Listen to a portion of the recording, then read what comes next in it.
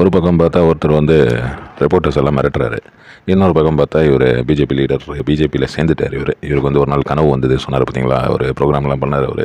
அதாவது திடீர்னு எனக்கு வந்து ஒரு நினைப்பு வந்தது, ஒரு கனவு வந்தது. நான் வந்து என் ஒய்ஃப் கிட்ட கேட்டேன். அவங்க வந்து இந்த மாதிரி ஒரு ஒப்பீனியன் இருக்குது அப்படின்ட்டு. நீங்கள் எது செய்தாலும் நீங்கள் யோசிச்சு தான் செய்வீங்க அப்படின்னு சொல்லிட்டாங்களாம் ராதிகா மேடம். அப்படி பேசின ஆள் தான் இவர் பேர் தான் சரத்குமார். எப்படி போகிறாரு பாருங்க. நம்பர் பிளேட் இல்லாத பைக்கு, 2 பேருக்கும் ஹெல்மெட் இல்லை. அது ரோட்டில் வந்து யாருமே இல்லாத ரோட்டில் இவர் ரோட் ஷோவுக்காக மெதுவாக போனால் பரவாயில்ல. இப்போ நம்ம பிரைம் மினிஸ்டர், சீஃப் மினிஸ்டர் இவங்கெல்லாம் வந்து காரில் எழுந்திரிச்சு நின்று போவாங்க. அது வந்து ஸ்லோவாக போவாங்க. அப்போ சீட் பெல்ட்லாம் போடாமல் போனால் அது வந்து வேறு விஷயம். இது அப்படி கிடையாது. இது வந்து பப்ளிக் நடக்கிற ரோடு. பப்ளிக் வந்து வேறு பைக்கு, காரெல்லாம் வேறு ஆப்போசிட்லலாம் போகுது.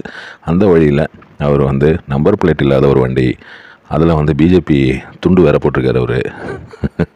பின்னாடி ஒய்ஃப் உட்காந்துருக்காங்க, அவருடைய ஒய்ஃபு. அவங்களுக்கும் ஹெல்மெட் இல்லை, இவருக்கும் ஹெல்மெட் இல்லை. சீட் பெல்ட் போடாமல் ரோட்டில் போனால் நம்மளெல்லாம் பிடிப்பாங்க.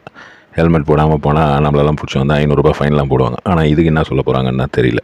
ஒருவேளை கவுண்டமணி வந்து சூரியன் படத்தில் சொல்லுவார், அரசியல் இதெல்லாம் சாதாரணமாப்பா அப்படின்னு வரோ.